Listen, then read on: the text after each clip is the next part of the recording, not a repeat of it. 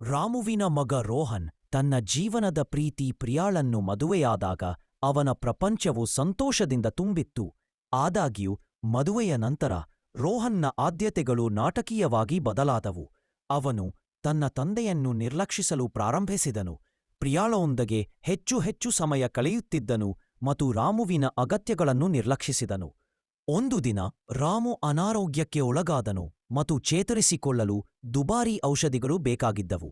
ಅವನು ಸಹಾಯಕ್ಕಾಗಿ ರೋಹನ್ ಕಡೆಗೆ ತಿರುಗಿದನು, ಆದರೆ ಅವನ ಮಗ ನಿರಾಕರಿಸಿದನು.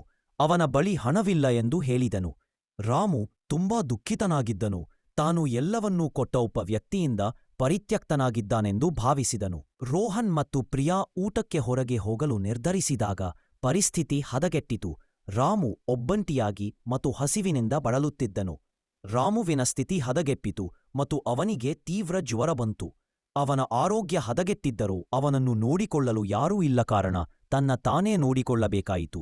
ರಾಮುವಿನ ಬಗ್ಗೆ ಪ್ರಿಯಾಳ ವರ್ತನೆ ವಿಶೇಷವಾಗಿ ಕ್ರೂರವಾಗಿತ್ತು. ಅವಳು ಅವನಿಗೆ ಊಟವನ್ನೂ ಕೊಡಲಿಲ್ಲ ಮತ್ತು ಒಂದು ದಿನ ಒಂದು ಜಗಳದಲ್ಲಿ ಅವಳು ಅವನನ್ನು ಕಪಾಳಮೋಕ್ಷ ಮಾಡಿದಳು.